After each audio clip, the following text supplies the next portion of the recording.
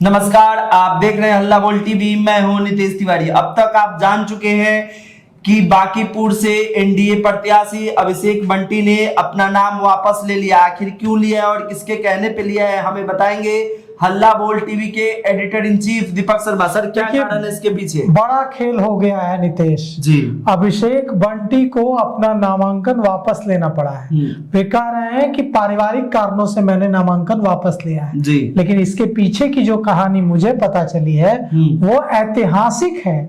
Bharatiya Janata party के इतिहास में आज तक ऐसा नहीं हुआ था जो इस बार हुआ, और चुनाव से पहले ही भारतीय जनता पार्टी बांकीपुर की लड़ाई हार गई है, क्योंकि अब बीजेपी दूसरा प्रत्याशी घोषित करेगी, और जब दूसरा प्रत्याशी घोषित करेगी तो उसका मनोबल शुरू से गिरा हुआ होगा, और जनता के बीच सीधे सीधे मैसेज चला गया कि प्रशांत किशोर भारतीय जनता पार्टी पर भारी पड़ रहा है। बिल्कुल। और यह मैसेज इतना बड़ा नुकसान करेगा कि भारतीय जनता पार्टी के लिए अब बांकीपुर चुनाव जीतना लगभग नामुमकिन हो गया है।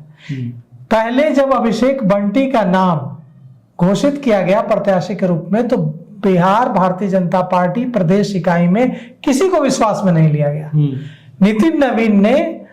नितिन नवीन भारतीय जनता पार्टी के राष्ट्रीय अध्यक्ष हैं, बांकीपुर से विधायक थे, उनकी सीट है, तो उन्होंने अपने अधिकारों का इस्तेमाल करते हुए अमित शाह से पैरवी की और कहा कि एक कार्यकर्ता को मौका देना चाहिए, एक आम कार्यकर्ता को मौका देना चाहिए।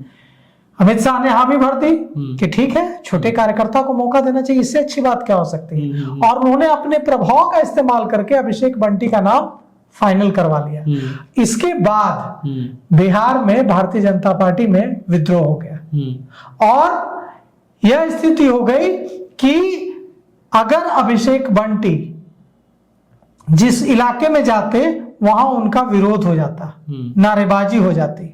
जब इसका एहसास भारतीय जनता पार्टी केंद्रीय नेतृत्व को हुआ तो उनको नाम वापस लेने के लिए कहा गया, और अभिषेक बंटी ने लिखाया एक पत्र मीडिया के सामने आकर पढ़ा कि मैं पारिवारिक कारणों से चुनाव लड़ने में असमर्थ हूं, इसलिए मैं अपना नाम वापस लेता हूं।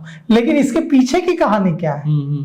कहानी यह है कि अभिषेक बंटी को टिकट देने से पहले मुख्यमंत्री सम्राट चौधरी और बिहार के जो भारतीय जनता पार्टी के प्रदेश अध्यक्ष हैं संजय सरावगी, उनको भी विश्वास में नहीं लिया गया।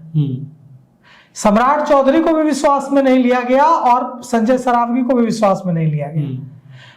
संजय सरावगी और सम्राट चौधरी के कहने पर नामांकन वापस लेना पड़ा है।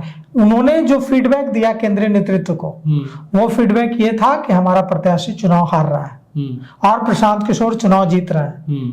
तो कहा गया कि इसको डैमेज कंट्रोल कैसे करना है, तो कहा गया कि डैमेज कंट्रोल ऐसे करना है कि हम इनका नामांकन वापस करवाते हैं और किसी मजबूत दावेदार को, मजबूत प्रत्याशी को खड़ा करते हैं जो प्रशांत किशोर से लोहा ले सके, और इसी रणनीति के तहत, स्ट्रैटेजी के तहत यह कदम उठाया गया है, और सम्राट चौधरी और संजय सरावगी इन दोनों के दबाव में वापस लिया गया है। अब भारतीय जनता पार्टी नया प्रत्याशी घोषित करेगी और फिर नामांकन होगा कल या परसों या 13 तक डेट है। कल भी हो सकता है, परसों भी हो सकता है, 13 तक है, अभी तो वक्त है। 3 दिनों का समय, आज तो 10 तारीख है ना, 3 दिन का समय। तो फिर से प्रत्याशी घोषित होगा, और आप सोचिए कि किसी को अगर कोई पारिवारिक दिक्कत होगी तो वो नामांकन करेगा नहीं, नामांकन कर देगा खुशी खुशी। बिल्कुल। और उसके बाद बात यह है कि भारतीय जनता पार्टी के राष्ट्रीय अध्यक्ष नितिन नवीन पर आरोप लग रहा है कि उन्हें विधायक नहीं चाहिए था, वहां विधायक प्रतिनिधि चाहिए था, जो विधायक न रहे, उनका विधायक प्रतिनिधि रहे, मतलब उनके डम्मी के रूप में वहां काम करे। इसीलिए उन्होंने अभिषेक बंटी का नाम आगे किया था, लेकिन भारतीय जनता पार्टी के प्रदेश अध्यक्ष और दूसरे नेताओं ने और मुख्यमंत्री सम्राट चौधरी ने भारतीय जनता पार्टी केंद्रीय नेतृत्व को बता दिया कि अभिषेक बंटी के चुनाव मैदान में उतरने के बाद प्रशांत किशोर की जीत पक्की हो गई है और इसके बाद यह किया गया है। तो इतिहास में पहली बार ऐसा हुआ है जब भारतीय जनता पार्टी को इस तरह से बैकफुट पर आना पड़ा है, वो भी ऐसी पार्टी की वजह से जो पार्टी कोई पुरानी पार्टी नहीं है, अभी नई पार्टी, नई नवेली पार्टी है। तो जन सुराज के डर से, प्रशांत किशोर के खौफ से सम्राट चौधरी और प्रदेश अध्यक्ष ने कहा कि वापस लेना पड़ेगा नाम, क्योंकि सम्राट चौधरी को यह लग रहा था कि अगर बांकीपुर सीट हार गए तो सारा इल्जाम मेरे मत्थे आ जाएगा कि मेरे मुख्यमंत्री बनने से जनता नाराज है और इसीलिए हम चुनाव हार गए हैं। इसलिए सम्राट चौधरी ने पूरी अपनी ताकत लगाकर प्रत्याशी बदलवा दिया है। तो आपका इन सब पे क्या कुछ कहना है, हमें कमेंट करके बताइए। और आपको क्या लगता है इस बार बांकीपुर विधानसभा में कौन विधायक होगा बांकीपुर का, हमें कमेंट करके जरूर बताइए और देखते रहिए हल्ला बोल टीवी। शुक्रिया। मैंने अभी माननीय प्रदेश अध्यक्ष संजय सरावगी जी को पत्र दिया हूं, जो आपके सामने पढ़ रहा हूं। सेवा में माननीय प्रदेश अध्यक्ष महोदय, भारतीय जनता पार्टी बिहार प्रदेश महोदय, सादर प्रणाम है। मुझे भारतीय जनता पार्टी ने बांकीपुर विधानसभा में उपचुनाव में एनडीए के प्रत्याशी बनाया था।